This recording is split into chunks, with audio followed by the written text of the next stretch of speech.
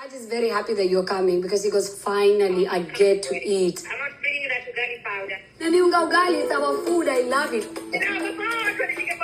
No, Okay, it looks like white powder. It might be mistaken, but no. Bring for me. I want to eat some. What's up, guys? Welcome back to my channel. So I'm here today to talk about The Real Housewives of Dubai, Season 2, Episode 6, Deserted Friendships. So be sure to like, comment, subscribe, and let's jump right into it. So we pick up where we left off. Talene is explaining to the group about what her issue with Brooks is, and Brooks responds by saying, well, look, Talene, you asked me to tell you if I heard the girl saying anything about you. And that's what I did. Now you have an issue with that? And Talene responds by asking Brooks if she can take accountability for anything. And it's kind of like, well, did you say that to Brooks or did you not say that to Brooks? Because, I mean, like, but yeah, she kind of just glosses over that essentially. Ayan says that Talene is siding with Stanbury over Brooks. Kind of like, oh, Talene, oh my goodness. But Talene's like, no, it's not about sides. It's not about any of that bullshit. Brooks has been my friend of 10 years, and I should be able to talk to her about these kind of things. That's kind of where Talene is coming from. And at this point, Sarah becomes the Brooks whisperer. Because Brooks is going on and on about, like, I don't care. I'm not letting anything disturb my peace. I'm over this, blah, blah, blah, blah, blah, blah. Like, I guess we're not as close as we thought, blah, blah, blah. All that shit. And Sarah's like, no, Brooks, you can't say you don't care. Brooks, no, say how you're feeling. You feel like this, right? Like, very just trying to fucking... Sarah says she's trying to translate for Brooks, trying to just help her out, essentially. And Stanbury is like, what the fuck are you doing? And she actually accuses Sarah of having her hand up Brooks's ass.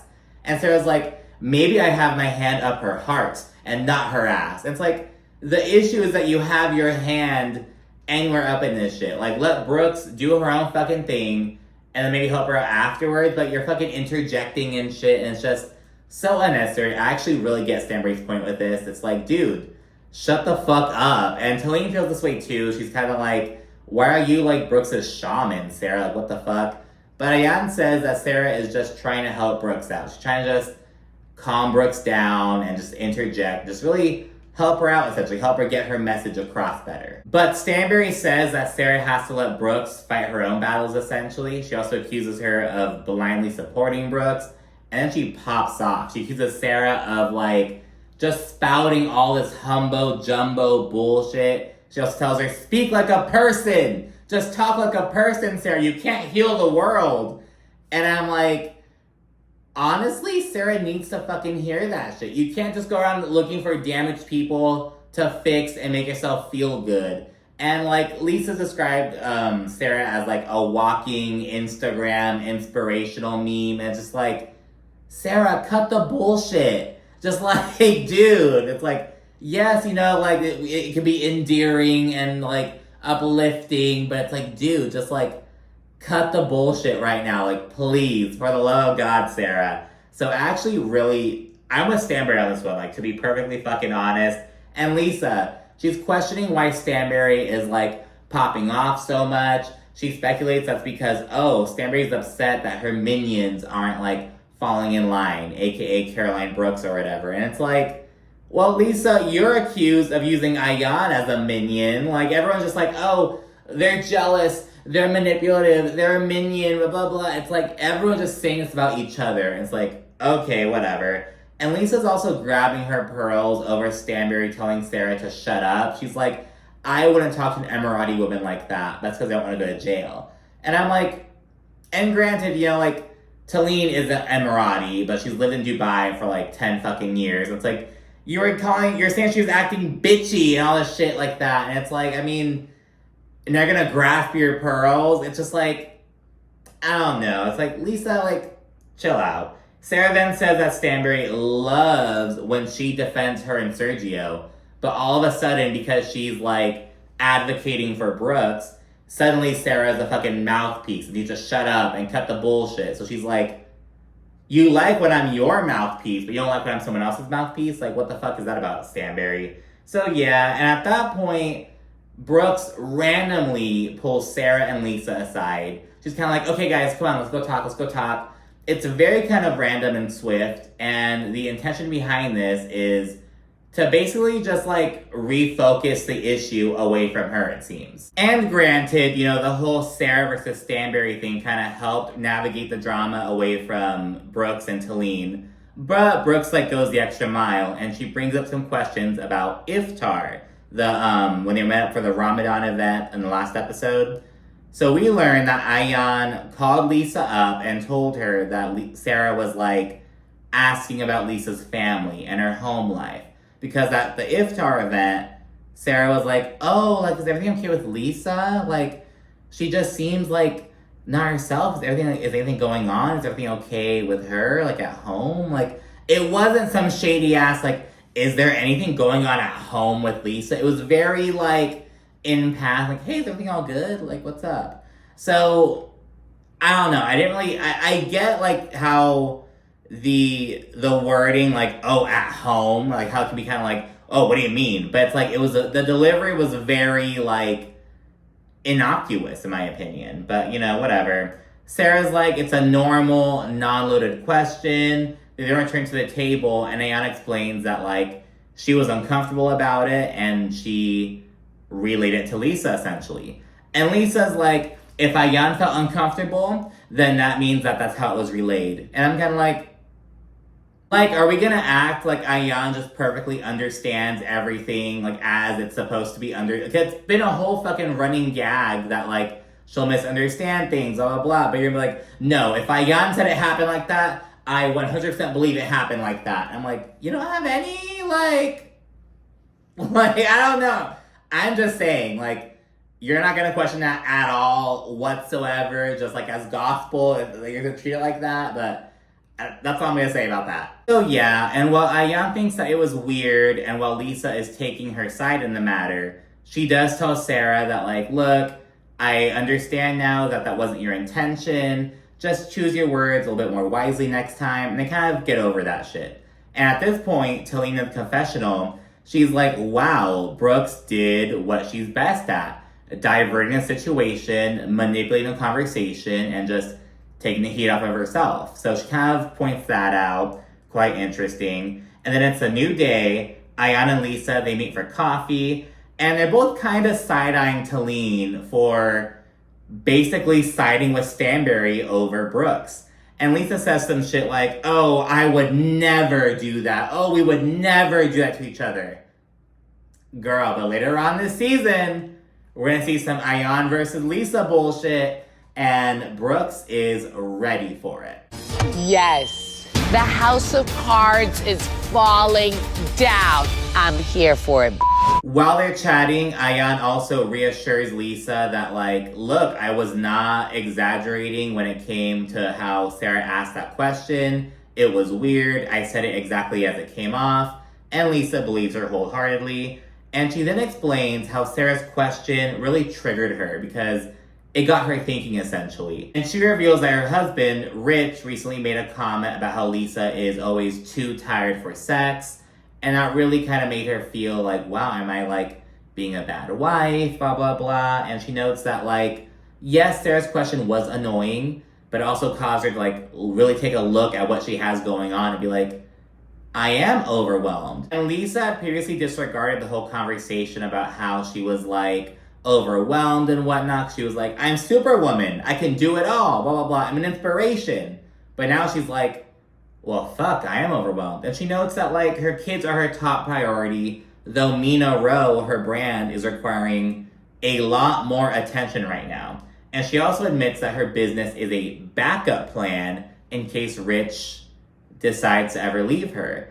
And it's because of her upbringing. She notes that, like, her father had, like, a whole other family, her mom had no idea, like, all that bullshit. And so that really left an impact on her to, like, I need a backup plan. I need to, like, I can't be financially dependent on this man because he could just up and fucking leave me and screw me over. So that's kind of where Lisa's coming from. Ayan is shocked by this revelation because, like, you know, it's only our second season seeing them, but to be honest, all I ever see of Lesa and Rich are, like, he'll talk about how hot they are. Best looking couple on Bravo, oh my gosh, I would watch, blah, blah, blah. Like, all this shit about how just good looking they are.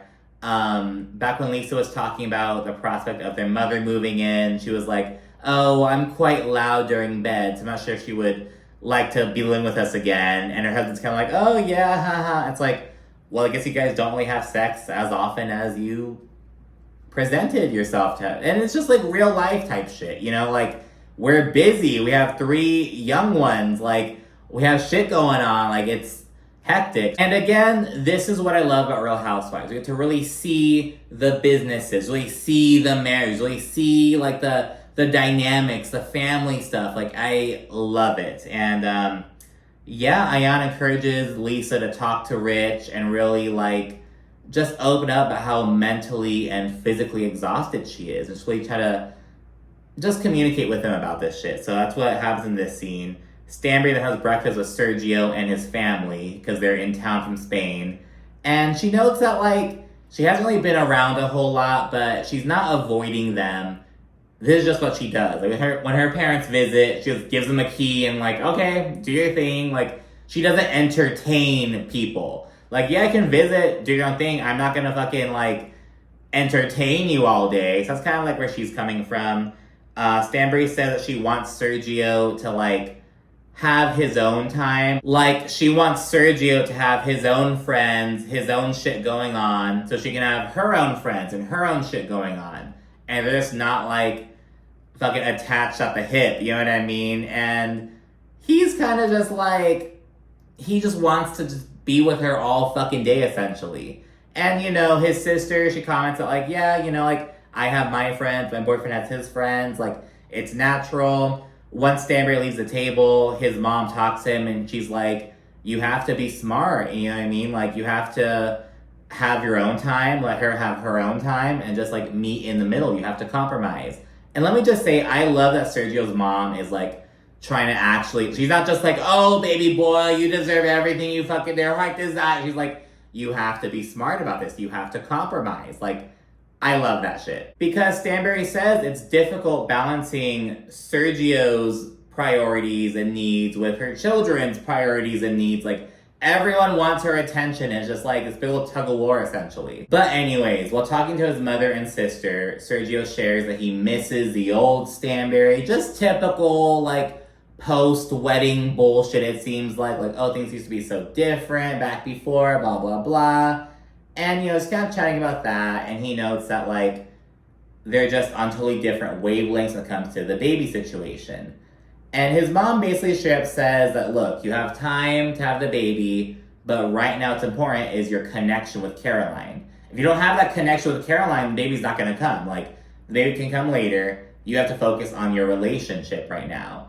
And his mom actually goes as far as to say that she doesn't see Stanbury having a baby. And he's like, well, yeah, not right now. And she's like, no, like, I don't see it happening. I don't see Caroline having a baby. Just fucking, and it's like, get it through your skull, dude. Like, your mom is here telling you to your face, I don't think this is gonna happen.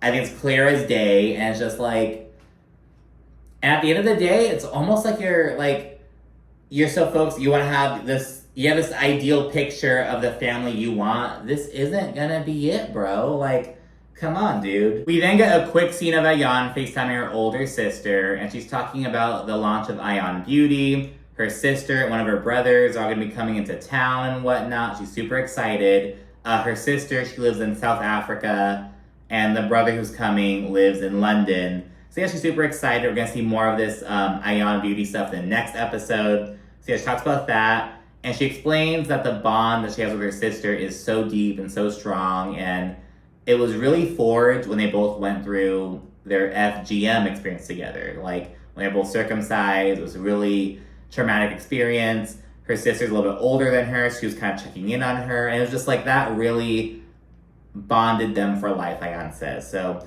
I'm excited to see more of Ayan and her Ayan Beauty stuff and her family. Like, we really don't see a whole lot of, like, home scenes for Ayan, per se. You know what I mean? Like, she's kind of like the comedic relief, like the dresses and the fashions and the group scenes, but like I want to see more of like the, and not like, you know, the fucking traumas, like the positive stuff, like her hanging out with her siblings and like her just enjoying this, like, this business pursuit with them, and you know what I mean, like, stuff like that. Because last season we got to know Ayan a bit, but in the sense of like her, you know, the her tragic backstory, if you will. You know what I mean? And now I think it'd be a good time to like focus on like some positives. And speaking of family and business ventures, Brooks then takes her mother and her son Adam to the glass house. Everything is finally like 100% ready. She has all her staff. They have all the services they're offering. Like, it is like 100% in operation now. And her son Adam, who is 11, he's being kind of short with her, having a bit of an attitude, like all his shit. And she's like, he's just at that age. I think it may also be just like, you know, he's a very privileged child. He kind of just like, oh, you know, it is what it is. Like, this is my life I'm living. Like, just kind of that mindset, you know what I mean? Just like spoiled, only child, rich kid type shit. But yeah, she's kind of dealing with that right now. He's a bit of a brick wall to talk to, essentially. Brooks then asks why Adam will talk to his father, Zoran, as opposed to her. And he's like, you want to know why? It's because you come home at like 10 o'clock at night. Like, you don't come home until 10 p.m. And her mom's like, oh, well, that sounds like a hardworking mother. And she's like, yeah, you know, like you live a certain lifestyle. You live this privileged, bougie lifestyle. I am the sole person who provides it because his father doesn't pay for shit. His dad is a deadbeat. And it's like, so Brooks is the one doing it. She's basically like, if you want to live the life you live, you have to understand that mom's going to work. Mom's going to be busy. You can't get it both ways. And it's easy to have more sympathy when it's like a family who's struggling and, you know, the parents always out working to like make ends meet and type shit. Like, it's almost easier to have sympathy for that kind of situation. But like, you know, Brooks is grinding to like live lavishly. But like, it's still the same kind of situation. The child feels neglected, for lack of a better word. Like, emotionally just like neglected, just not getting the attention that they want. So it's kind of just like a similar situation, but obviously totally different like circumstances around it. But at the end of the day, like, he's just not feeling supported by his parents. In the next scene, we see Sarah's brand new home. Her son Maktoum is upset that his favorite person and homeboy Akin is heading back to Germany. And it's like, oh my god, this kid is so like attached to this dude already. Like, Sarah, dude, like, what the fuck are you thinking? And Sarah says that she thinks there's potential, but there's still some shit to work out with Akin, because, of course, she lives in Dubai, he lives in Germany. And it's like, she wants to date for the intention of getting married. I do not think he's in the same wavelength, but, you know, it is what it is. He just wants to fuck. But, anyways, they then chat about, like, what they expect, essentially, and, like, what they want out of a partnership. Sarah says that, like, in her culture, she thinks the man should be the sole provider. She notes that, like, yeah, her mom had a job and her mom worked, but her dad was like, that is your money. Do what you want with it. I'm the provider. I take care of you. And in response to this, because Sarah's basically like, oh, if you want to be with me, you're going to have to fucking step up and, like, take care of me. And he asks, okay, well, as the financial provider, and I'm going to be the one with, like, more dominance, more control. And she's like, well, no, like, just because you provide financially doesn't mean you have more control. There's no control in the relationship.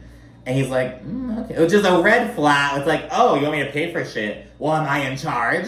Am I the one in charge? It's like, and at the same time, it's kind of like, well, Sarah, she's laying it on pretty fucking thick. Like, oh, if you want to be with me, you need this, you need that, you need that. And yeah, she's kind of at that point. She doesn't want to fucking lollygag, essentially. But it's like, how much is he just telling you what you want to hear? You know what I mean? Just like to fucking, I don't know. It just seems like a lot between Sarah and Akin right now. I think she just dropped the ball with it, to be honest. But for now, they agree to, like, be exclusive, essentially. Sarah's like, oh, we're exclusively in the waiting room to see if we begin to date. Because Akin's straight up like, you know, I'm going back to Germany. If we're going to keep this going, I need to know that we're exclusive. Basically, like, I'm not going to just sit around and wait for you if I know you're talking to other dudes. Like, if you want to lock me down, we're going to have this shit locked down. So they kind of agree on that. The next scene is Stanbury and her daughter Yasmin. They go out to dinner. We learn that Stanbury wasn't able to go on Yasmin's little U.S. college tour with her father because just all the house bullshit, you know, with the time zone difference and all the calls she had to make and all that shit. She's like, I have to stay here in Dubai. So yeah, that happened. And because of that, she's like, well, damn, I feel like I haven't fucking seen you. Like, this is your last year here. We need to, like, enjoy it. Maybe do some fun stuff together, blah, blah, blah. Though Yasmin's kind of like, yeah, sure, you know, yeah.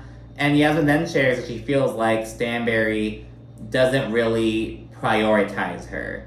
And she's like, well, it's hard because I have 3 of you, talking about her children.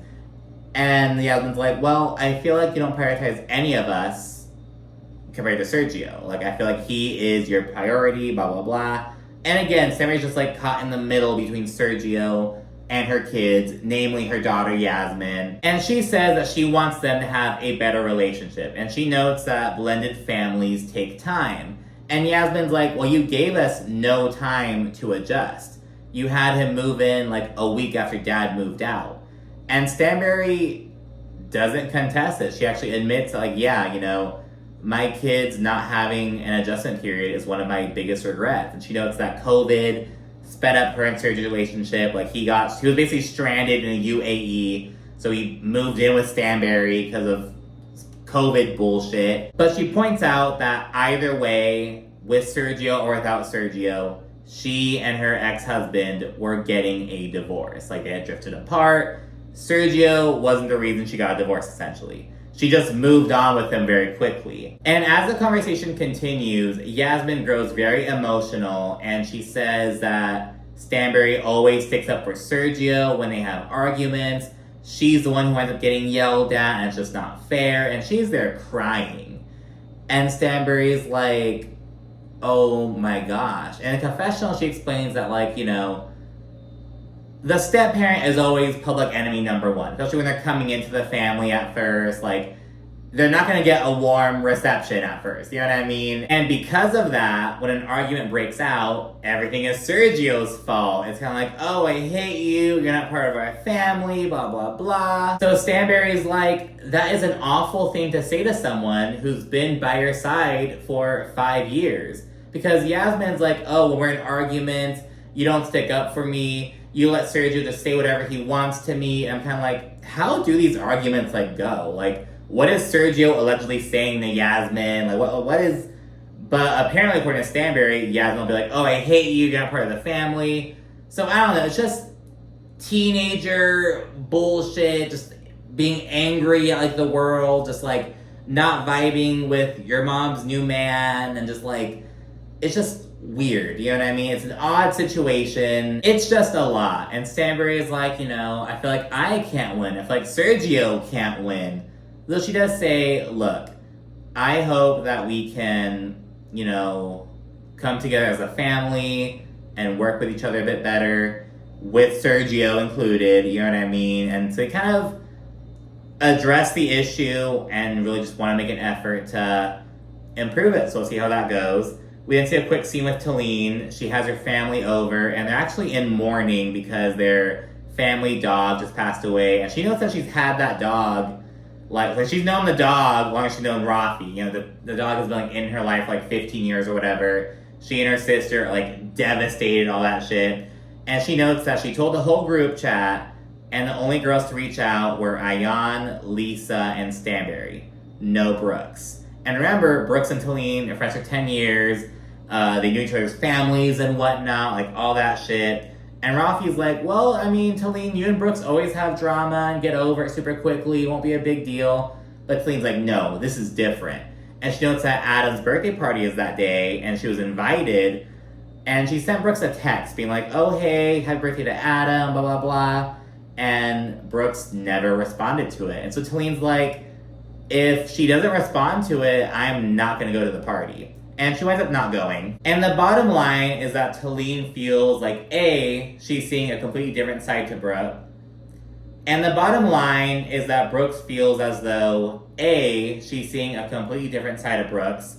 And B, Brooks is just, like, trying to fucking fill her head with all these preconceived notions and shit. Just, like, she's just not really feeling Brooks right now. We then flash her to Adam's 11th birthday party. She's just not feeling Brooks right now. We then see Adam's 11th birthday party. Zoran is there, though he's not paying for shit. The producer actually asked Brooks, oh, is Zoran like footing the bill or like paying for half? And Brooks is like, the fuck do you mean? A bunch of Adam's friends arrive. Lesa and Sarah are there with their own kids, and they actually reflect on like just all the luxury parties in Dubai. Sarah shares she was at a 2-year-old's birthday party, and the parents got him a Rolls Royce, and she's like, what the fuck is this child gonna do with that? And it's just pure, just ostentatious, flexing bullshit. Like, okay, girl, yeah. Your 2-year-old would love a fucking Rolls Royce. Like, what the fuck? Get him a Tickle Me Elmo. Like, what are you doing? Then we flash back to Talene's, and Stanbury comes over with 2 bouquets of flowers, one for Talene, one for her sister, because remember, they're grieving loss of their family dog. And yeah, they're there chit-chatting. We also learn that, I guess recently Stanbury and Talene's sister, they all went out together and like got super shit-faced, all this shit. So yeah, they're really like forming a bit of a friendship. And Brooks and Sarah, they think that, you know, it's just to make Brooks jealous. Like, oh, you're not fucking with me? Look at me, I'm hanging out with the op. Someone you don't fuck with. It's like type of shit like that. Then we go back to Talene's, and Stanbury comes over with 2 bouquets of flowers, one for Talene, one for her sister. And we learn that I guess they had recently gone out together and got super shit-faced, had a great old time, and Talene posted about it on Instagram. And Sarah and Brooks, they surmise it was just to make her jealous, and Brooks was this whole fucking thing. Like, oh, you know what? Talene and Stanbury, it's gutter meets gutter. You know what I mean? They're perked for each other. And she says it's like when you tell a kid not to touch the stove and you just have to let them get burned to learn their lesson. And it's like, you just gotta let her burn. And she's gonna get scorched. Stanbury's gonna scorch her ass. All this shit. And yeah, the episode ends with Stanbury and Talene shit-talking Brooks with Talene's family. And it's like, ooh. So yeah, we're seeing some dynamic shifts and whatnot. Not gonna lie, I'm excited to see the whole Ayan versus Lesa shit come up, because it's gonna be good TV. Anyways, let me know what you think down in the comment section. You should also like and subscribe. And of course, stay tuned for more. Thank you for watching. Bye.